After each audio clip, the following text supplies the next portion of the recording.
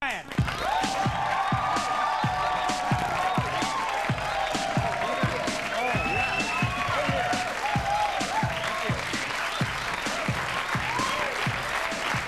to see you. Nice to see you.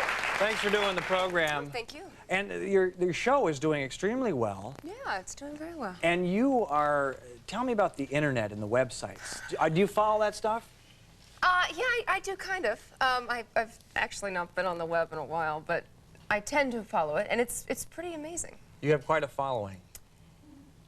It would appear, yes, on the web. It's kind of a strange thing. My first website actually came up 6 days after I was cast in the role.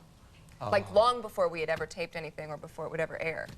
A buddy from high school, or is it just... No, a fan, I guess, from my previous show called Dark Skies, one of the 12 people who actually saw that show. I don't remember that show. What was that on? It was another science fiction show. It was on NBC, very briefly. Oh, okay.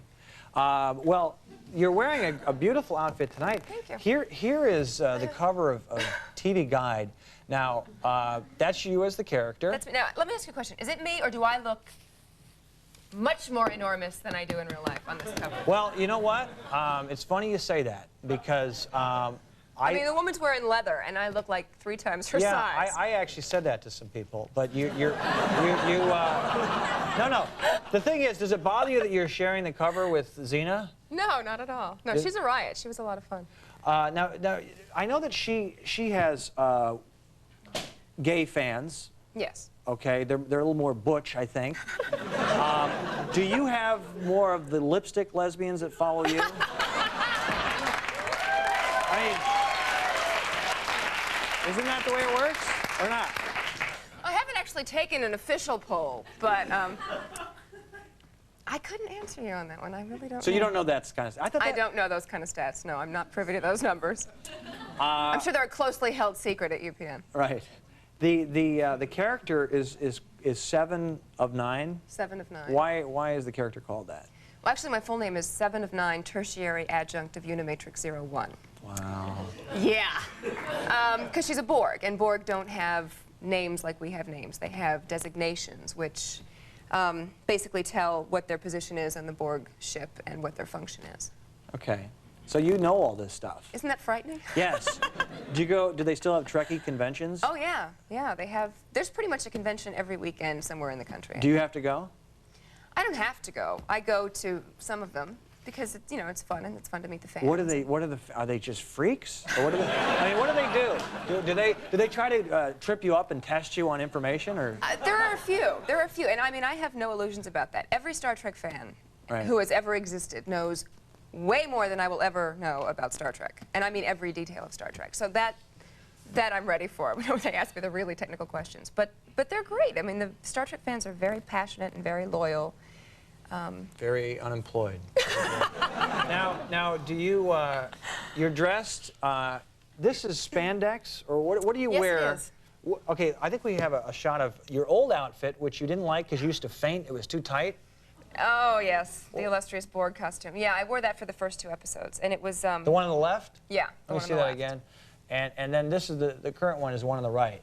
Well, one of the... I don't think you'd be downloading much the one on the left. That's not that exciting. Doesn't have quite the same effect, does it? Right.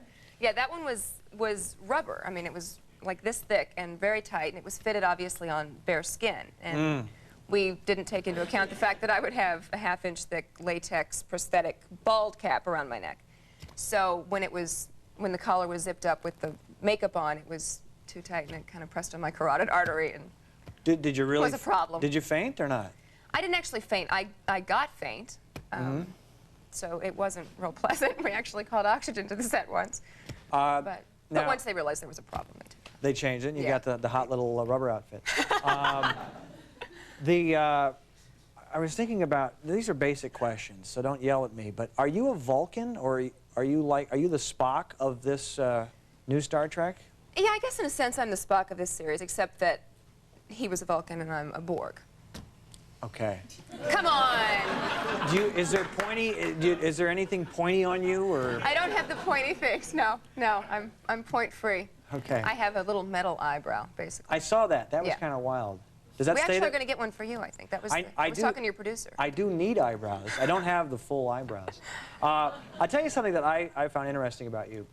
can we just put Star Trek Voyager aside for a second? Sure. Because I watched the old one with Shatner, and then I haven't followed it as close as I should. But this is what jumps out at me. You're a fan of music in the 80s. I am. And I'm stuck in the 80s. I still So have... we're a perfect fit. Yeah. Well, yeah. I have a Spandau Ballet haircut. You know, I still have... I noticed that, actually. Yeah, I noticed that. What were the groups that you liked? I was really into Duran Duran. I was a big Simon Le Bon fan. Yeah. And Adam Ant. He was okay. Some of the girls in college liked him. He didn't do anything for me. But what was your favorite Duran Duran song? Did you have one? Rio. Mm-hmm. What'd you think of Girls on Film? Remember that one? I do remember that. That was a good one. But that was like later Duran Duran. That wasn't the original, early stuff. See, you probably... I caught on later because I was, you know... I was... Kind of a loser, but it's okay. Yeah. That's good, that's good. By the way, it's been a great interview. I've really enjoyed having you here. Well, thank you, but I was kind of looking forward to, you know, sitting in the window seat. I've only done it once before, but you're a Borg. Let's excuse us for a moment here.